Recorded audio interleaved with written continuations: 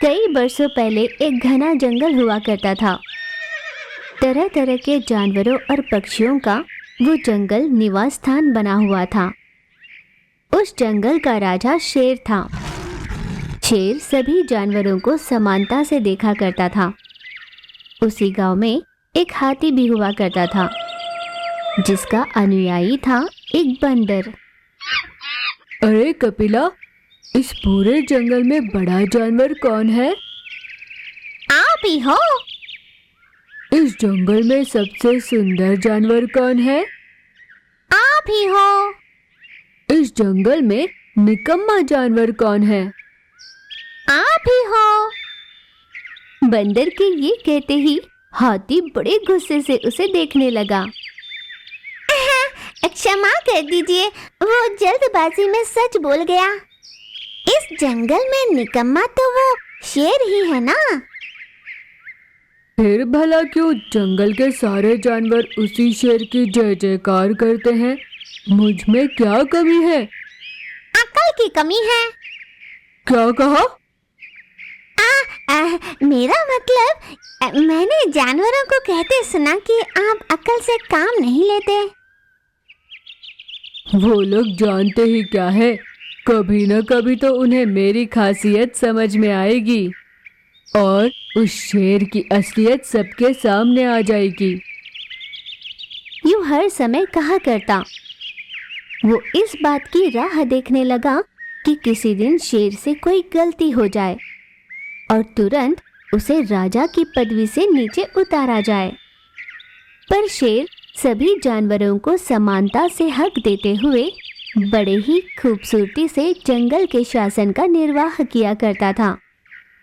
एक दिन शेर का शावक युवराज खेलते खेलते अनजाने में एक हिरण को धक्का मार देता है। हिरण इस धक्के से गिर पड़ी और उसका पैर टूट गया। ये बात पूरे जंगल में फैल गई। देखा देखा तुमने, मेरे सब्र का फल मीठा हुआ। अब देखते हैं शेर क्या फैसला लेता है। भगवान मेरे साथ ही है। इसे देखकर तुम्हें क्या समझ आ रहा है? कलयुग में मूर्खों का ही बोलबाला है, ये समझ में आया। क्या कहा? वो फैसला सुनाने का समय हो गया, चले। फिर हाथी वहां चला गया जहां पर फैसला सुनाने वाले थे। वहां पर सभी जानवर उपस्थित हुए। शेर राजा वहीं खड़े थे और युवराज भी पास ही खड़ा था। हिरण की हालत शेर ने देखी। पिताजी, दरअसल ये हुआ कि... पिताजी नहीं, महाराज कहो, समझे? समझ गया महाराज, मैंने ये जानबूझकर नहीं किया, ये मुझसे अनजाने में हुआ है। आप कहो तो मैं भालू के पास इसे ले जाकर इसका इलाज कराऊंगा। ऐसे युवराज ने कहा।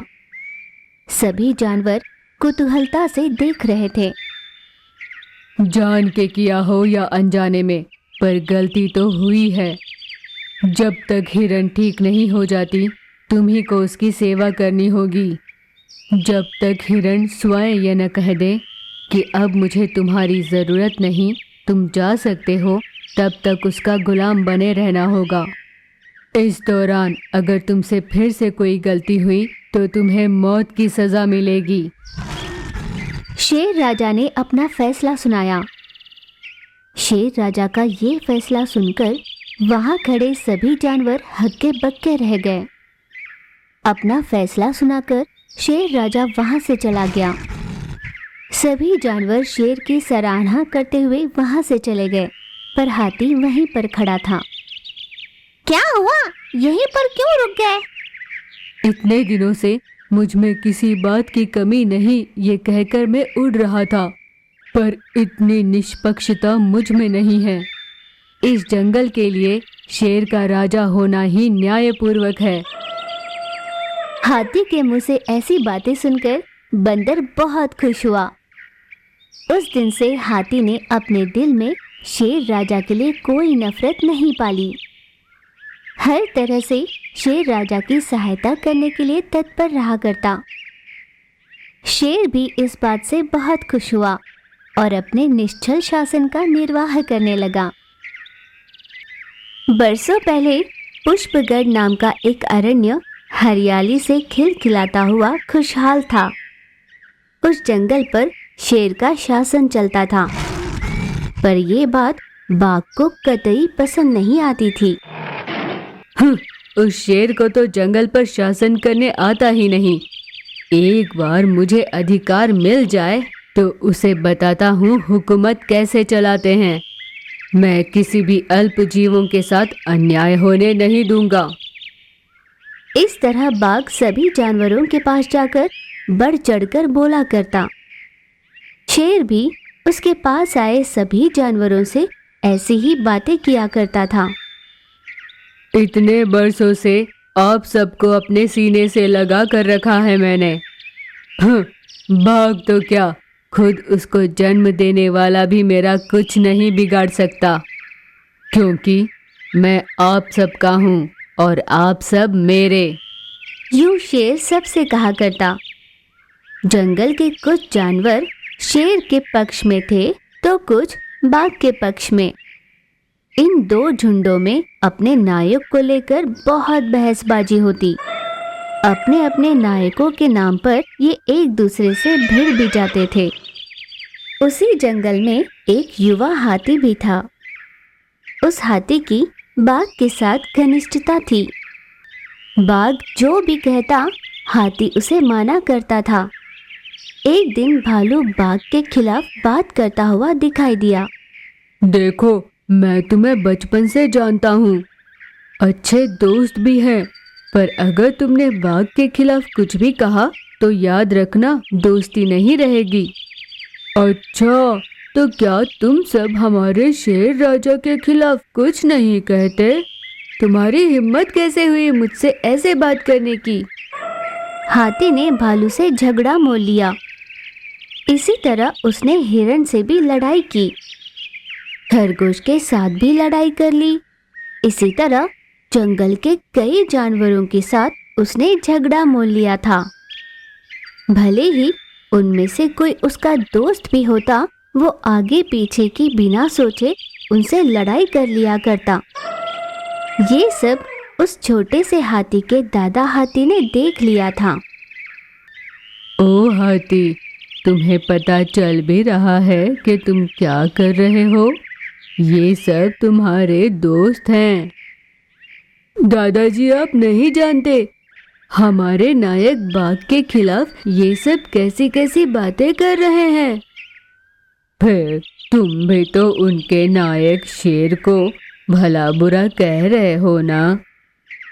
हाँ, तो कहूँगा ना, वो शेर बड़ा ही दुष्ट है, इस जंगल पर ठीक से शासन नहीं करता। फिर भला उस शेर और हमारे बाघ में कैसी तुलना?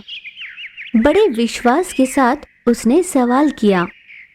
इस पर दादा हाथी ने हंसकर कहा, ठीक है, तो आज रात तुम मेरे साथ चलना। कहाँ दादाजी? बताता हूँ। दादाजी का कहा छोटे हाथी ने मान लिया। फिर रात हो गई। दादा हाथी और छोटा हाथी दोनों साथ में कहीं निकल पड़े। बहुत दूर तक जाने के बाद, दादाजी अब कहाँ लेकर आए हो? एक बार वहाँ देखो। दादा हाथी ने इशारा कर कहीं देखने के लिए कहा। छोटा हाथी वो देखकर आश्चर्यचकित हुआ। उसने देखा कि बाघ और शेर साथ में बैठकर गप्पे शप्पे लड़ा रहे थे। दादाजी, ये क्या है? मैं ये बचपन से देखता आ रहा हूँ। ये सब यूं ही चलता है। ये तो एक दूसरे के साथ अच्छे से ही रहते हैं, बीच में हम जैसे भोले भाले जानवर ही पिसे जाते हैं। दादाजी के समझाने पर छोटे हाथी को दुनिया की रीत समझ में आई।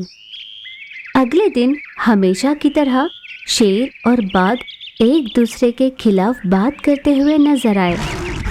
छोटे हाथी को ये देखकर बहुत आश्चर्य हुआ। उस दिन से आगे पीछे की बिना सोचे अपने दोस्तों से लड़ाई नहीं किया करता। सभी के साथ मिलजुल कर रहने लगा था हाथी।